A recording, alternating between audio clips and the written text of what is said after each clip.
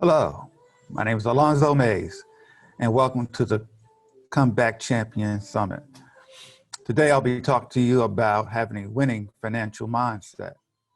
But first, I want to share with you our number one challenge facing most individuals, families, divorcees, professionals, business owners, career employees, entrepreneurs, homeowners, people just getting started, people started already and had to restart, people started a while ago. It doesn't matter whatever income level, whether high, medium, or low. I've discovered that the number one challenge that most people share or have in common is the challenge of having a financial discipline to fully execute your financial plan and practicing procrastination. So by the end of this presentation, you'll have four key concepts to be able to change your mindset, change your money, and change your behavior so that you can live the life of your desire. So let's get started.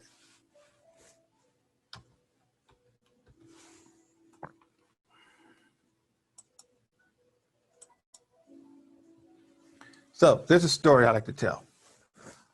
First of all, of course, we live in a microwave society where we want everything like yesterday.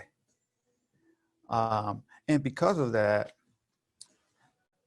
the more of us or more folks have more month left at the end of the month than money.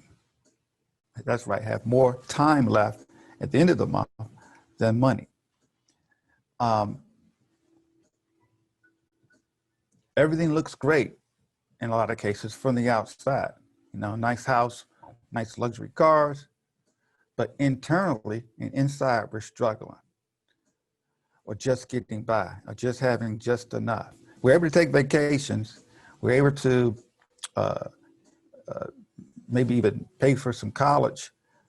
We're able to do a lot of things, maybe to wear nice clothing and nice jewelry. But in the whole scenario, in the big picture, we're only like a couple paychecks away from disaster.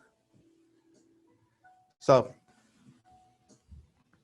I spent some time as an automotive finance manager at a local dealership.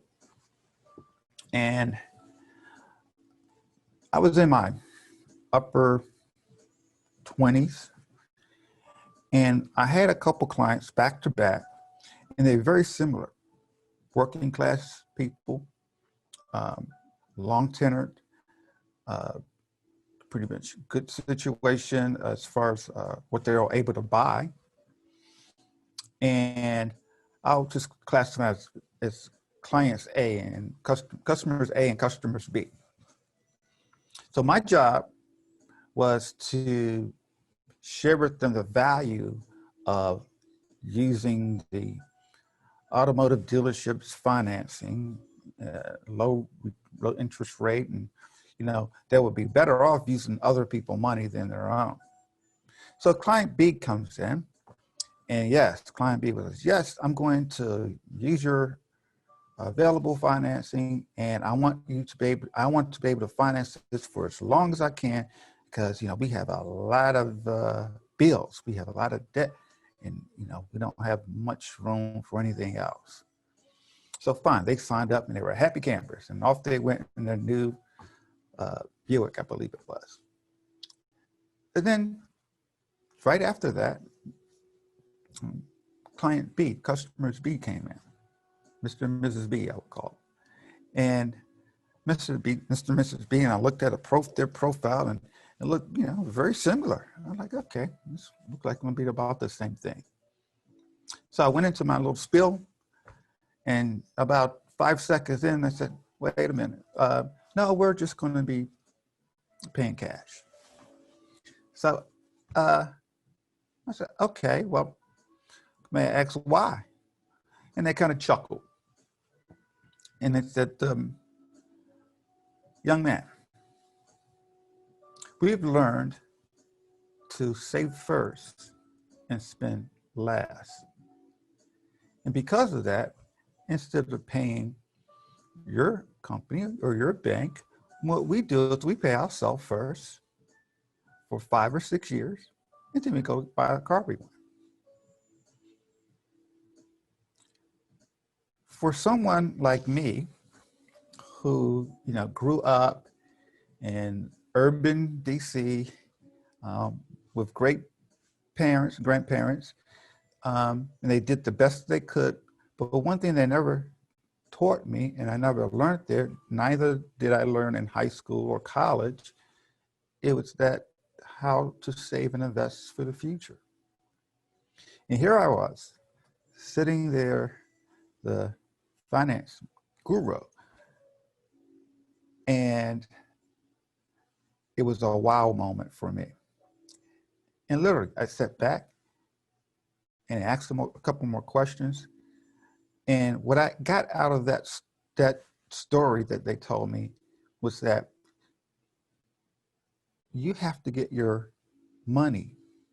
You have to have the right mindset to get your money working for you, as opposed to your money working for others. That being said, I learned the concept of save first, spend last. See, everyone wants to have things, and you want them quickly. And guess what?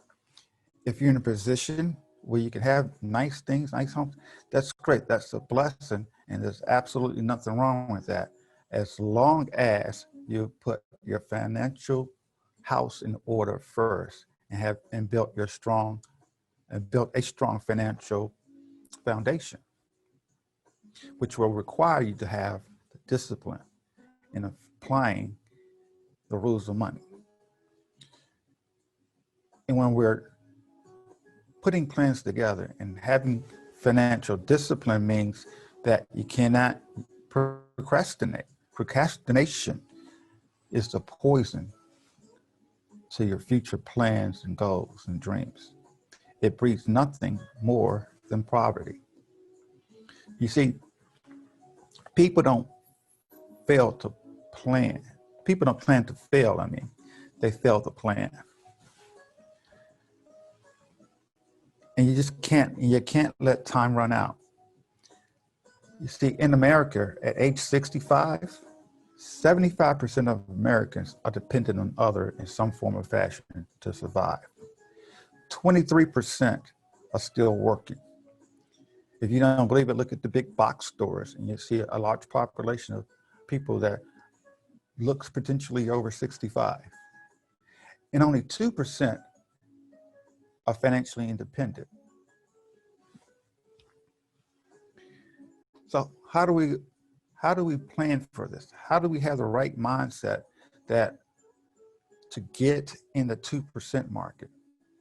Well, it first starts by building your own financial house. And to build a house, you need tools. So I'll tell the story of, I remember when I purchased my first home, I had it built.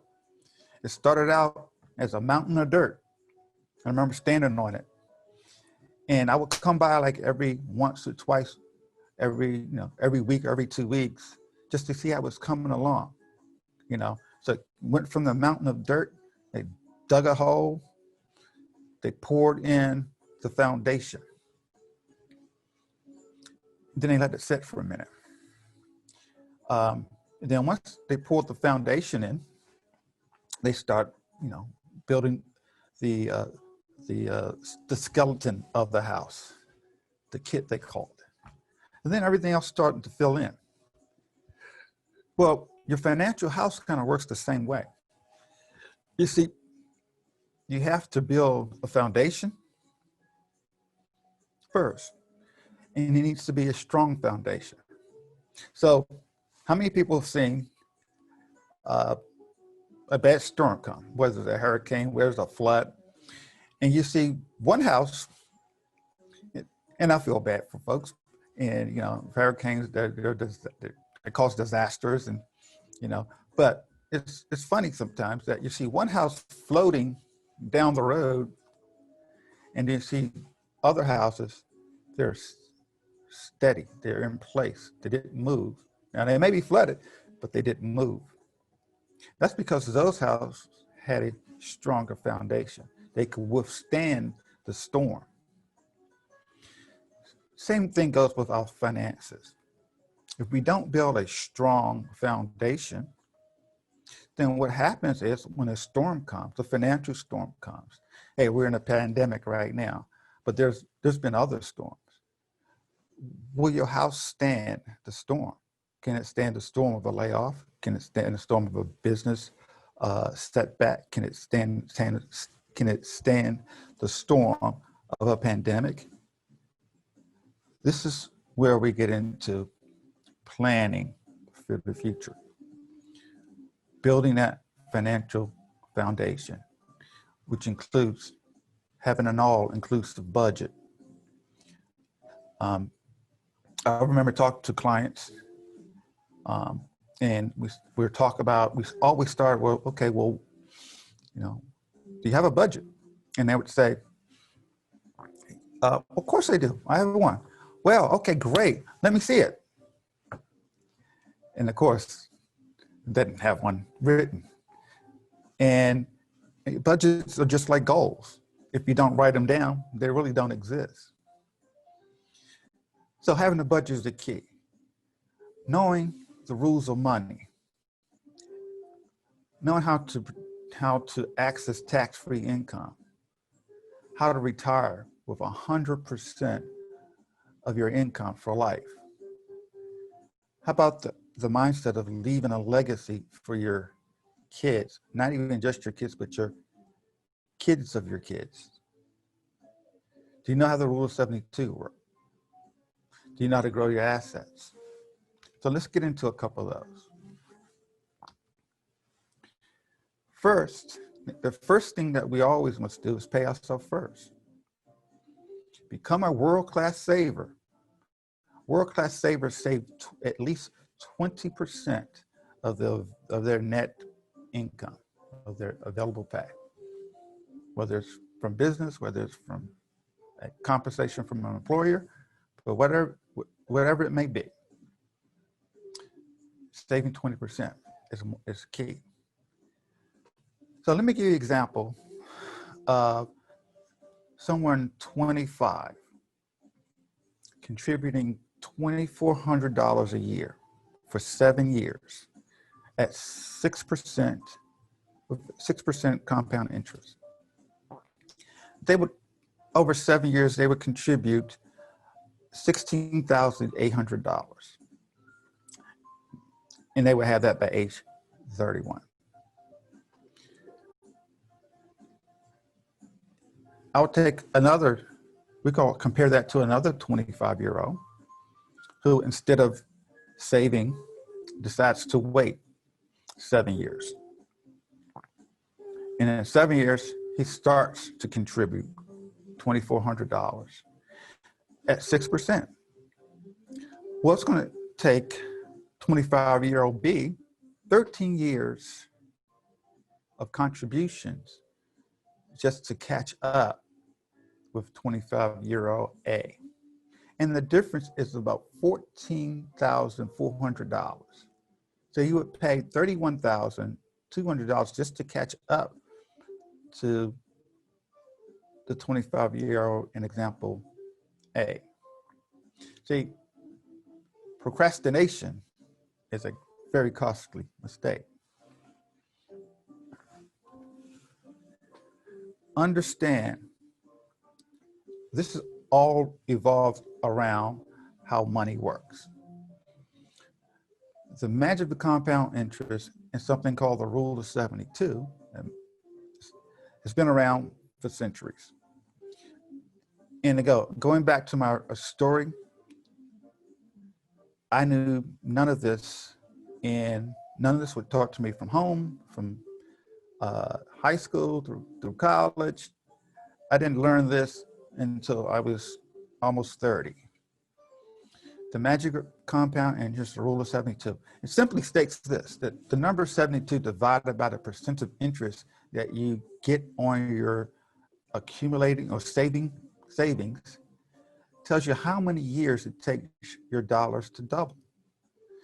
For example, a 4% rate of return on a savings account on an investment of $10,000 one time, $10,000 one time at 4%, it will take that $10,000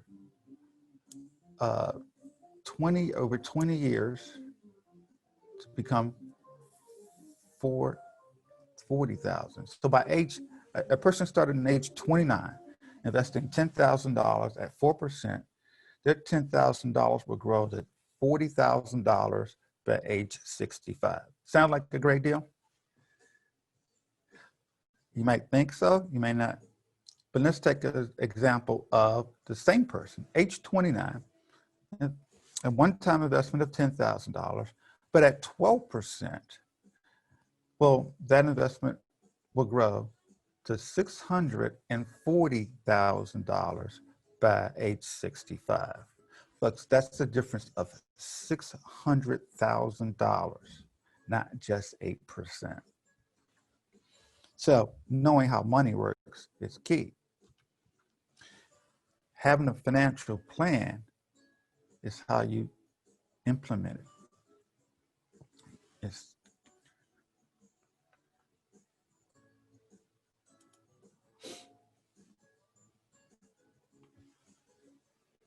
So to have a financial plan, you must, I'm sorry. You must create a financial plan. You have to have one. You got to have one first. And it starts with a budget. And then if you already have one, and a lot of you may have one, a lot of you may have parts of one.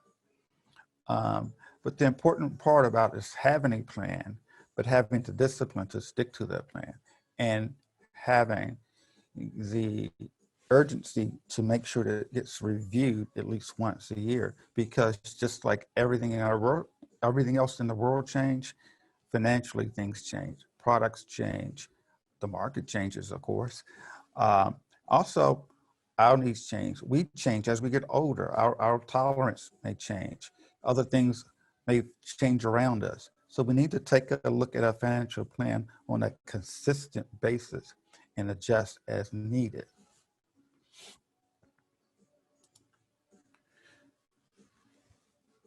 Know what you can control. See, the one thing when it comes to having a right financial mindset is knowing that we can't control everything that's going on around us. We can't control the market. We can't control anything outside of what it is that we have control of. And what we have control of is our individual thoughts and actions. We have to have having a financial discipline is something that we control. The studies have showed that the average American, most Americans throw away about $125 a week. That's right, a week, on just things you don't even think about, frivolous things. Could be coffee, could be a drink at the 7-Eleven.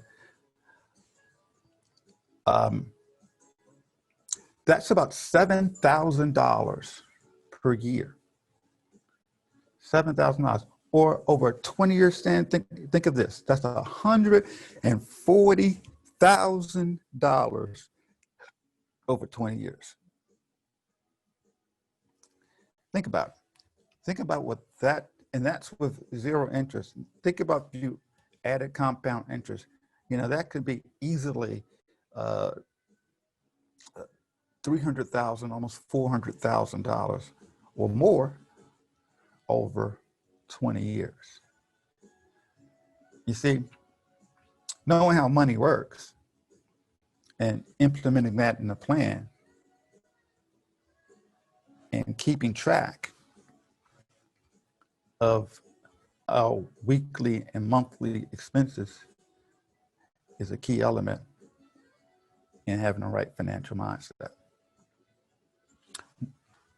One other thing that we must do, we must never, ever, never, ever quit. Sometimes pandemics happen. We're going through one now. There's the economic downfall. There was one 8 years ago as well. There was one 20 years ago as well. There always going to be something that happens. But when we have the right financial mindset, first of all, we're prepared because we have put in that strong foundation and we put in those safeguards, such as having the proper emergency fund, having the proper insurances in place, whether it's, you're mandated to have auto insurance and home insurance, but how about disability and I guess we have to have health as well, life insurance, the right kind, for the right reason. Setbacks of many types always happen, but when we're prepared, we can weather the storm. So there's 4 principles of having a financial mindset I would like to leave you with. The first principle is leave an inheritance, not just for you, but for children's children. Now, that's a biblical principle. Yes, it is. It's in Proverbs. Provide protection and alleviate stress. Because if you're protected, guess what? You're concerned about things happening, but you're not worried because you know you got things in place. Start early. Start early and create wealth little by little. A disciplined financial plan is creating wealth little by little. It's great if it could happen quickly. It's great. Hey, I would love to hit the mega million. That's not very likely. So I have to create my wealth little by little. And the fourth thing, be diligent. Be diligent in planning for your future, because the future is yours, and it's what you make of it that what counts. So what I like to do is tell you this. Let's get started now. Remember, procrastination is poison to any plan. To get started now, if you have a plan, let's review it. If you need to create a plan, let's create a plan. If you have a question or comment, let me know. Give me a call. You can write this number or write this address down. You can contact me at www.retirecode.com/agent/Alonzo Mays. That's www.retirecode.com/agent/Alonzo Mays. I even give you an email. It's armbenefitsolutions@gmail.com. That's armbenefitssolutions@gmail.com. And today is your January 1st. Today is the best day of my life. I woke up, live it, enjoy it, get the best out of it. I thank you very much. So long.